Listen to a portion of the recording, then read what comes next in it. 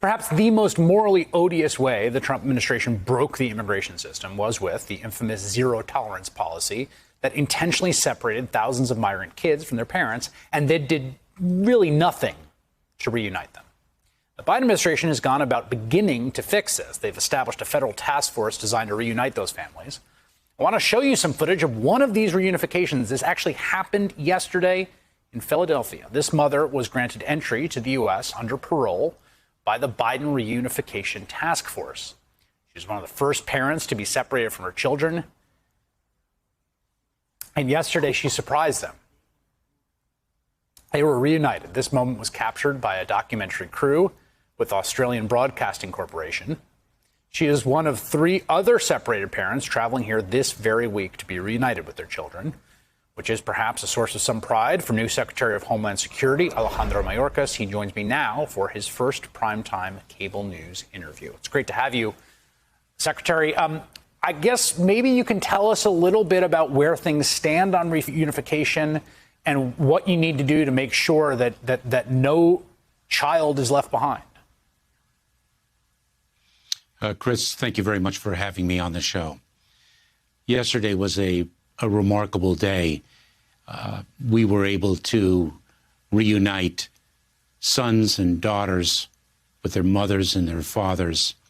It was a day of tremendous pride. It was also a day on which we reflect on the commitment and obligation we have to achieve many, many more reunifications. You so correctly put it when you spoke of the cruelty of the past administration, and we will restore humanity, order, and safety to our country's immigration system. Yesterday was just the beginning. We have many, many more families to reunite, and we will achieve that goal. There are organizations that are working to do some of the legwork, detective work. Al Otro Lado is one of them that is sort of putting these people together.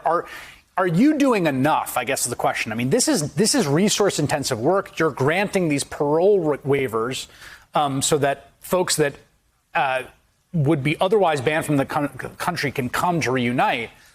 But is there enough resources and work being done to make sure this happens in a relatively short period of time? President Biden, from day one, directed us to get it done and do whatever it takes to get it done, to work day and night, 7 days a week. It is very, very difficult work. We inherited an absolute mess born of the cruelty of the past administration, and we cannot do it alone.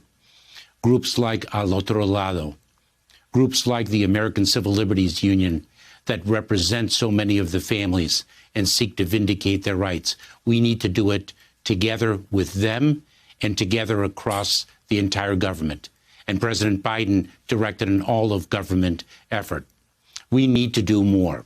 We need to deliver stability and resources to these families so that they can begin the process of healing and restore themselves to the united, close, stable condition that they once enjoyed. We achieved something, and it is the trigger of that much more that we need to do. And we will get it done.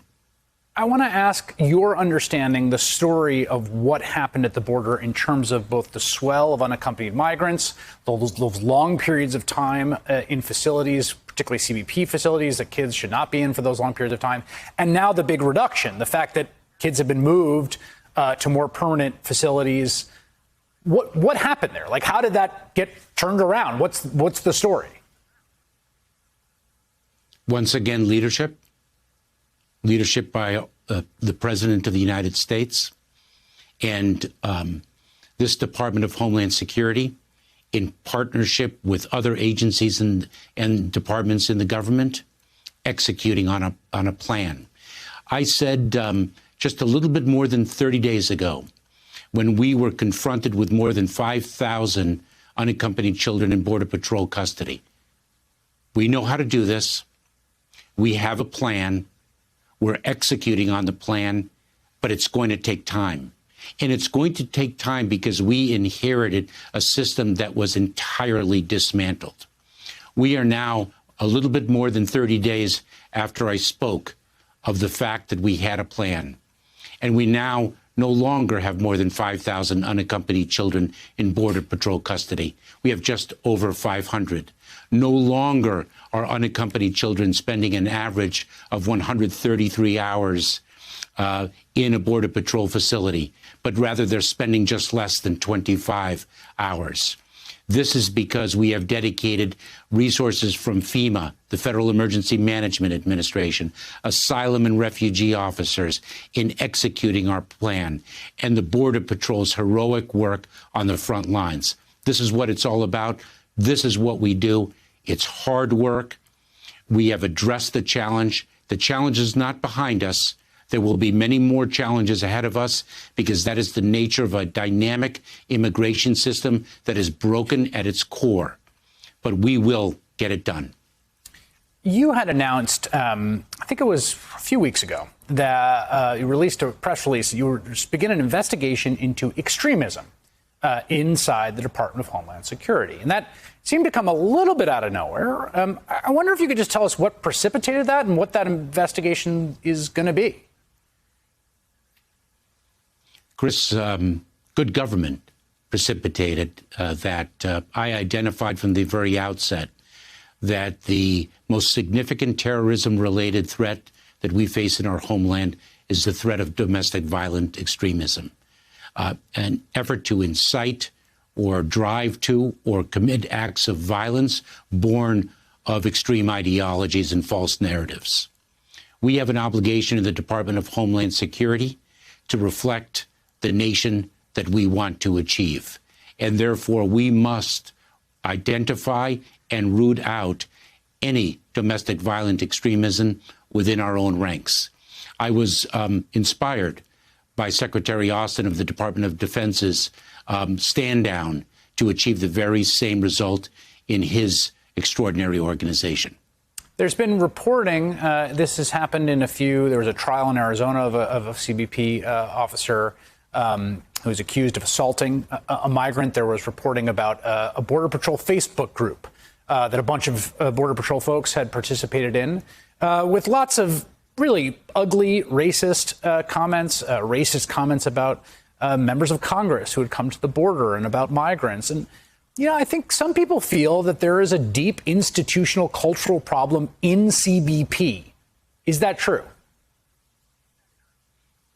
I am extraordinarily proud of the men and women of U.S. Customs and Border Protection.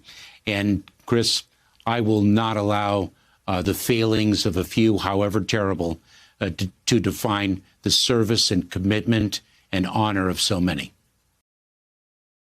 Hey, thanks for watching our YouTube channel. You should know that you can follow today's top stories and breaking news and catch up on your favorite MSNBC shows all in one place. Download the NBC News app today.